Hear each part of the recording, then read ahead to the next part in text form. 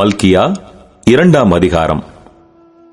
இப்போதும் ஆசாரியர்களே, இந்த கட்டளை உங்களுக்குரியது.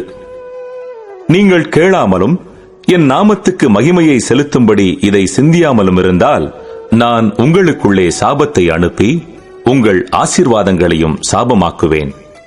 ஆம், நீங்கள் அதை சிந்தியாமற் போனதினால் அவைகளை சபித்தேன் என்று சேனைகளின் கர்த்தர் சொல்லுகிறார். இதோ, நான் உங்களுடைய பயிரை கெடுத்து உங்கள் பண்டிகைகளின் சாணியையே உங்கள் முகங்களில் இறைப்பேன். அதனோடு கூட நீங்களும் தள்ளுபடியாவீர்கள்.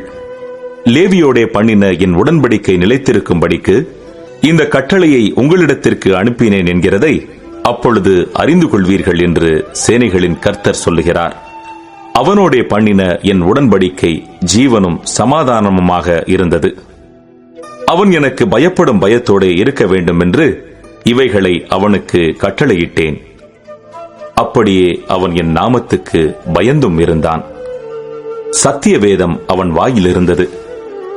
அவனுடைய உதடுகளில் அநியாயம் காணப்படவில்லை. அவன் என்னோடே சமாதானமும் யதார்த்தமுமாய் சஞ்சரித்து அநேகரை அக்கிரமத்தினின்று திருப்பினான். ஆசாரியனுடைய உதடுகள் அறிவை காக்க வேண்டும். வேதத்தை அவன் வாயிலே தேடுவார்களே. அவன் சேனைகளுடைய கர்த்தரின் தூதன். நீங்களோ வழியை விட்டு விலகி அநேகரை வேதத்தை குறித்து இடற பண்ணினீர்கள். லேவியின் உடன்படிக்கையை கெடுத்து போட்டீர்கள் என்று சேனைகளின் கர்த்தர் சொல்லுகிறார்.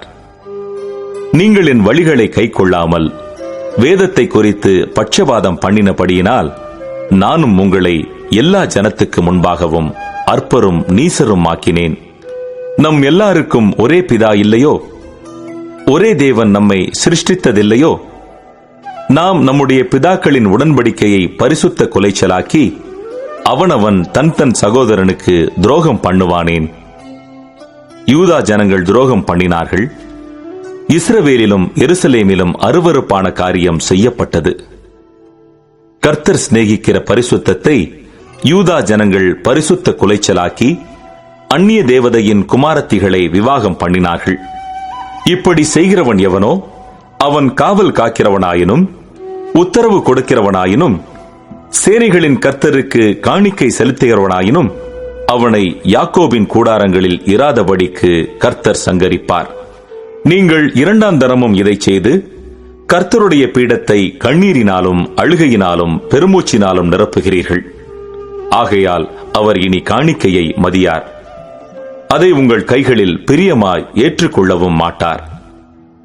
ஏன் என்று கேட்கிறீர்கள்.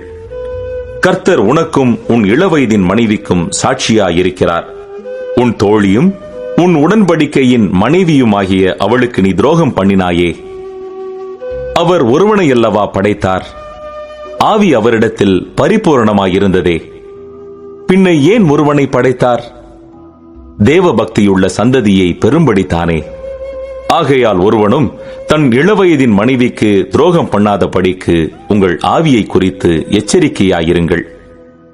தள்ளிவிடுதலை நான் வெறுக்கிறேன் என்று இஸ்ரவேலின் தேவனாகிய கர்த்தர் சொல்லுகிறார். அப்படிப்பட்டவன் கொடுமையினால் தன் வஸ்திரத்தை மூடுகிறான் என்று சேனைகளின் கர்த்தர் சொல்லுகிறார். ஆகையால் நீங்கள் துரோகம் பண்ணாமல் உங்கள் ஆவியை குறித்து எச்சரிக்கையாயிருங்கள்.